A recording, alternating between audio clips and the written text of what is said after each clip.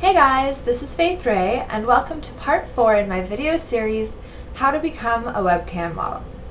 Today's topic is taxes.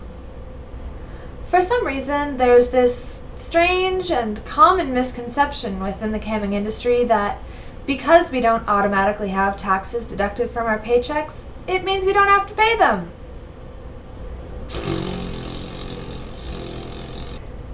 This is very, very wrong.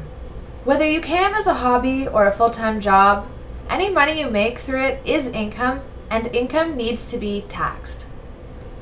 I'd like to preface this video by stating that there's not really a lot I can tell you on this topic, mostly because things vary from location to location so much, but I can give you 3 very solid pieces of advice that will definitely help you when tax season rolls around. The first piece of advice I'm going to give you, and I'll probably give it to you more than once, is to get a local accountant. I can give you questions that you can ask them, but they're the ones that are going to have the answers. The first question you're going to want to ask is, how much will I owe? What you're going to do here is find out what the income tax rates are where you live. That way, you'll know what percentage of each paycheck to put aside so that you can pay your taxes at the end of the year.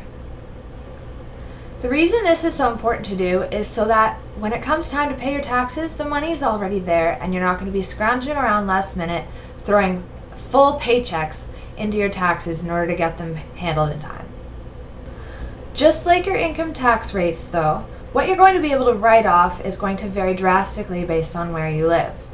I know cam girls who have literally gotten away with writing off the most ridiculous stuff, while there are girls in other places who can't seem to write off anything at all just based on their local tax laws. To give you an example of how this works though, assuming you're going to be able to write certain things off, look at it like this.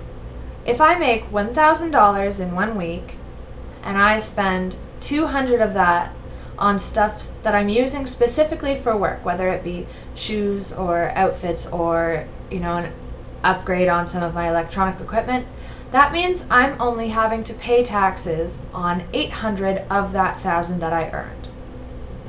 Like I said though, tax write-offs are rocky territory, and until you go through all of your work-related expenses with your accountant, there can't be any guarantee regarding what you can and cannot write off. So, to be safe, whenever I'm calculating how much of each paycheck I'm going to be putting aside to pay my taxes, I don't factor in any work-related expenses. That way, if I say I was planning on writing something off and I found out later that I can't, I still have the money in my account to cover that expense since it's not something I can write off. The important thing is that it's better to save too much and then have money left over than to not save enough and then have to scrounge to pay your taxes once that time of year rolls around. The best way to stay organized and make sure that you're ready with all the information you need when it comes time to figure out what expenses can and cannot be written off is to hold on to your receipts. Keep them in an envelope, put them in chronological order. Just hold on to them. That way, when tax season comes, you can sit down with your accountant, you can go through your list of expenses, and they can tell you what you can and cannot write off. The other important thing about holding on to receipts is that in the event that you ever get audited, you need to have proof of these expenses. I don't know how many times I've said this so far, but there's no guarantee regarding what you can and cannot write off. So I'm going to give you a list of potential tax write-offs, but you have to understand the fact that these are only a possibility and that they won't necessarily apply to everyone. It's still something to keep in mind though. And I'll probably miss a few things, so when I do an FAQ down the road, if anybody can think of anything else that I might have missed, just let me know. So, potential tax write-offs could include sex toys, lingerie, cosmetics, computer equipment, and shipping and handling charges for anything that you purchase for work online. In a slightly separate category, another thing that you might be able to write off is your office space. The important thing to know about this is that it only applies to a space that is exclusively and specifically dedicated to your work.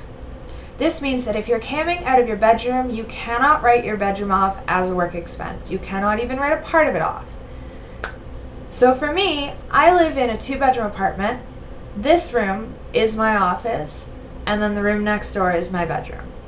And the way that you calculate how much you write off is you take the total square footage of your apartment versus the total amount of rent. You calculate how much you're paying per square foot, and then multiply that by the number of square feet in your office space. Things can get even trickier here, but another thing to consider is expenses that you can partially write off. Examples of these things would be your internet bill, your phone bill, and your hydro bill.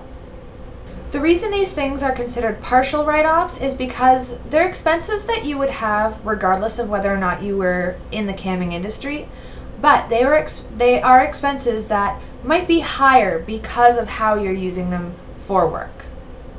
For example, having an internet connection at home is a pretty common personal expense. For me personally, I'm paying for a really, really awesome internet connection though, so that I can enhance everyone's experience within my line of work. And I wouldn't be paying for such a high-end internet connection if I wasn't in this industry. Now, the last big piece of advice that I can give you is related to something I've already mentioned. When I was talking about tax write-offs, I said you should hold on to all of your receipts. Another thing you can do to make things go a lot smoother when it's time to sit down with your accountant and get everything sorted and filed is to keep everything organized throughout the year. So here's a breakdown of what I do. When it comes to anything on paper, so receipts or pay stubs, I keep them in separate envelopes in chronological order. So I have one receipt with statements of my earnings and another with statements of my expenses. For anything that I order online or any payments that I receive online, I make sure to separate them into their own folder in my inbox so that they're all in one place. So every time I order a new outfit for work, the online receipt for that I receive by email goes into its own folder. I personally hold on to all of this stuff more for the sake of having it as proof should I ever need to prove anything, because sitting there and flipping through a whole bunch of receipts when it comes time to file my taxes sounds like a pain in the ass. So to make that easier, what I do is every time I file a receipt or a pay stub or put something into a separate folder in my inbox that pertains to my job, I also write it down in a notebook. When it comes to keeping track of earnings and expenses, there are a few things that I always try to make sure I write down. One thing is the date, so the date that I got paid or the date that I purchased something. I also write down where I got it, if it's a payment. Because I receive payments from multiple sites, this just makes it easier knowing what came from where. And if I made a purchase, I write down what category it would be in. And this is something that your accountant can talk to you about more too. When you're filing your taxes and you're going through your expenses, expenses are separated into different categories. You don't have to know exactly what they are. I just do stuff like makeup and furniture and outfits and toys and so on and so forth. Your accountant can help narrow it down to the exact categories in the paperwork. I also make sure to write down the exact amount that I received whenever I get a paycheck and the exact amount I spent whenever I purchase something for camming. For anyone who's receiving payments in a foreign currency, for example, I'm Canadian and all of my payments are received in American dollars, make sure you write down the amounts in your currency. It makes things a whole lot simpler rather than trying to convert everything when you finally go to file.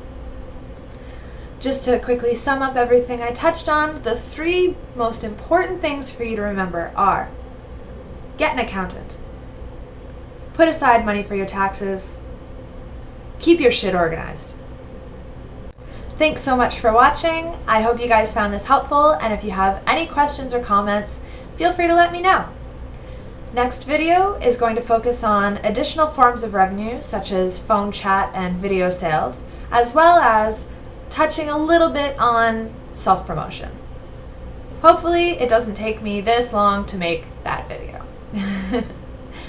Have a great day, everyone. I'll see you again soon.